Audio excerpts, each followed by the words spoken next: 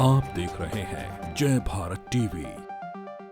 भारत की आजादी के 3 बड़े नायक हुए, महात्मा गांधी, सुभाष चंद्र बोस और भगत सिंह। इन तीनों का नाम भारत के इतिहास में स्वर्णिम अक्षरों में दर्ज है। अब इन तीनों की एक कल्पना भी रही आजादी की। महात्मा गांधी की ये कल्पना थी भारत को लेकर कि भारत गांव में बसता है, इसलिए जब देश आजाद हो तो उसके गांव आत्मनिर्भर हो। सुभाष चंद्र बोस कहा करते थे कि जब नया देश बने तो एक ऐसा देश बने जो बेहद ताकतवर हो, जो अपने ऊपर किसी भी विदेशी ताकत को हमला करने की सोचने भी न दे, इतना ताकतवर देश बने।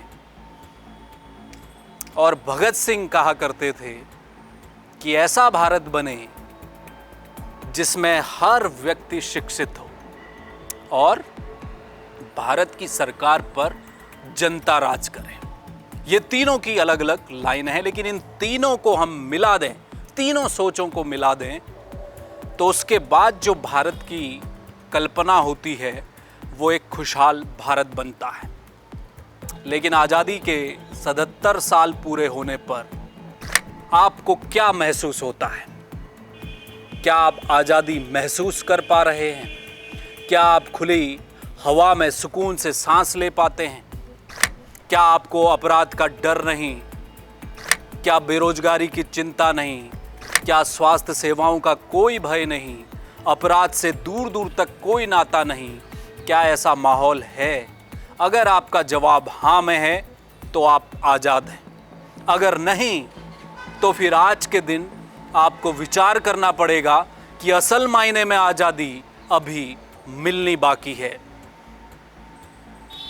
क्योंकि भारत और खुशहाली के बीच अभी ऐसी कई समस्याएं खड़ी हैं जिन्होंने जाल की तरह भारत को, भारत के लोगों को और सिस्टम को जकड़ रखा है, जिसमें गरीबी है, जिसमें भूख है, जिसमें बेरोजगारी है, जिसमें अपराध है, जिसमें भ्रष्टाचार है।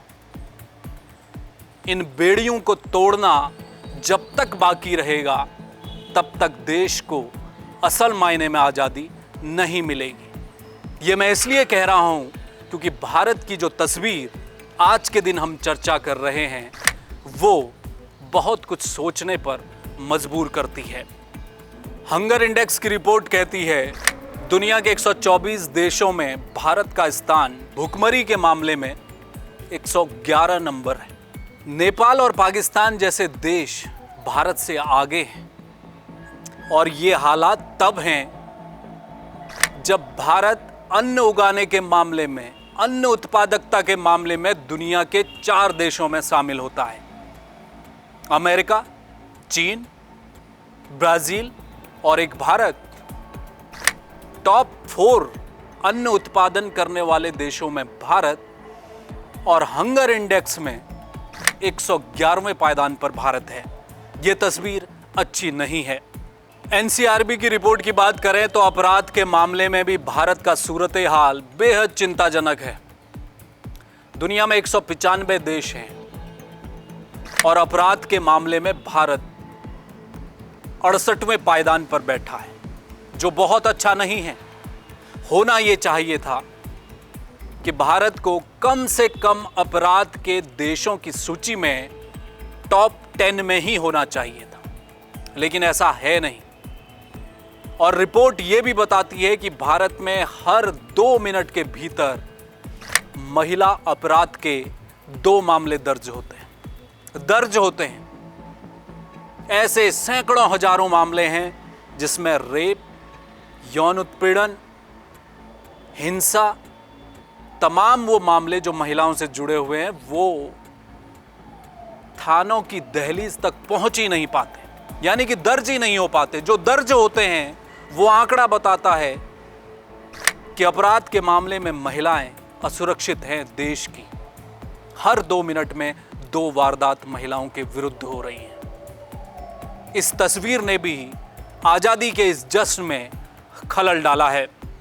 देश में बेरोजगार और काम के लिए भटकते लोगों का अंबार है। भारत की जनसंख्या 1 अरब 40 करोड़ तक पहुंच चुकी है और उसी रेशियो में बेरोजगारी दर भी बढ़ रही है। हालत यह है कि इस वक्त भारत में बेरोजगारी दर 9.2% से ऊपर पहुंच चुकी है और पिछले 8 महीने में यह सर्वोच्च है। तो इस बात से भी अंदाजा लगाया जा सकता है कि देश में बेरोजगारी लगातार बढ़ रही है। युवाओं के हाथ में रोजगार नहीं होगा तो वो अपने भविष्य में किन रास्तों पर आगे बढ़ेंगे ये दहला देता है सोचकर भी। अगर आजादी के 77 साल बाद भारत खुशहाल होता तो एक रिपोर्ट आई संयुक्त राष्ट्र की, खुशहाली का सूचकांक सामने आया, हैप्पीनेस इंडेक्स। उसमें 146 देशों में भारत 126वें स्थान पर है। यानी कि ओवरऑल भारत में रह रहे लोग, यहां का परिवेश, यहां का माहौल, शिक्षा, स्वास्थ्य, अपराध, तमाम सेक्टर को जोड़कर एक जो तस्वीर बनाई संयुक्त राष्ट्र ने, वो तस्वीर बताती है कि भारत खुशहाली के मामले में बहुत पिछड़ा हुआ है। और देश के लिए चिंताजनक बात यह है कि इस खुशहाली के इंडेक्स में पाकिस्तान भारत से आगे है, नेपाल भारत से आगे है, हम पीछे हैं। अब बात अगर गांव की करें, जिसकी शुरुआत हमने की थी कि गांधी कहा करते थे कि भारत के गांव आत्मनिर्भर होंगे तो भारत मजबूत बनेगा, क्योंकि भारत गांव में रहता है। लेकिन अब भारत के गांव बदल गए हैं। वो गांधी के दौर के गांव नहीं रहे। गांव के मौजूदा हालात बद से बदतर हो रहे हैं। बुनियादी सुविधाओं की मैं बात करूं तो सड़क, बिजली, पानी का रोना तो है ही। इसके अलावा रोजगार एक ऐसा मसला है जिसने गांव में पलायन को हवा दी है। देश में 68% आबादी अभी ये माना जाता है कि गांव में रह रही है, लेकिन जो पलायन की दर है गांव में वो बढ़ रही है। रोजगार के लिए ग्रामीण शहरों की तरफ आ रहे हैं और यहाँ दिहाड़ी मजदूरी करने को मजबूर हैं। ये परिस्थितियाँ बदल रही हैं। खेती किसानी का बुरा हाल है। अगर किसान खेत पर काम करने जा रहा है तो उसकी लागत भी उसे नहीं मिल पा रही है। ये दूसरी बड़ी समस्या है। जब खेती सिमटने लगी तो लोगों ने पलायन करना शुरू किया।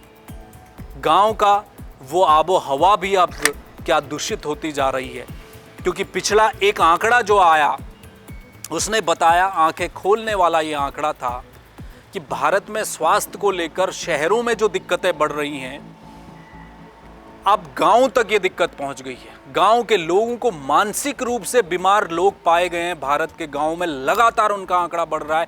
ये आंकड़ा ये समझाने के लिए काफ़ी है कि और रोग आप समझ सकते हैं, लेकिन अगर मानसिक रूप से बीमार लोग अगर गांव से मिलने लगे तो ये आई ओपनिंग है भारत के लिए। क्योंकि मानसिक बीमार होना, वो तनाव गांव के लोगों को क्यों आ रहा है, इस पर भी विचार किया जाना चाहिए।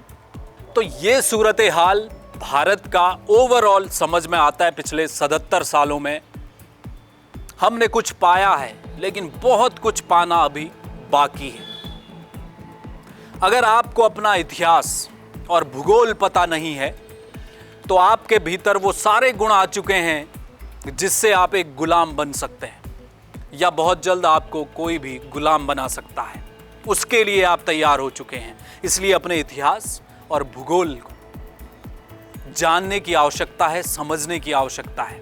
और आज आज़ादी के इस पर्व के दिन हम सबको अपने भीतर झांकना पड़ेगा कि एक नागरिक के तौर पर लोगों की क्या जिम्मेदारी है, और जो सरकारें लगातार आकर चली जाती हैं, फिर आती हैं, फिर चली जाती हैं, ये जो दौर सरकारों का चल रहा है, क्या उसे इस बात की चिंता है कि भारत 77 साल पूरे कर चुका है और बुनियादी सुविधाओं से लोग अभी तक महरूम हैं?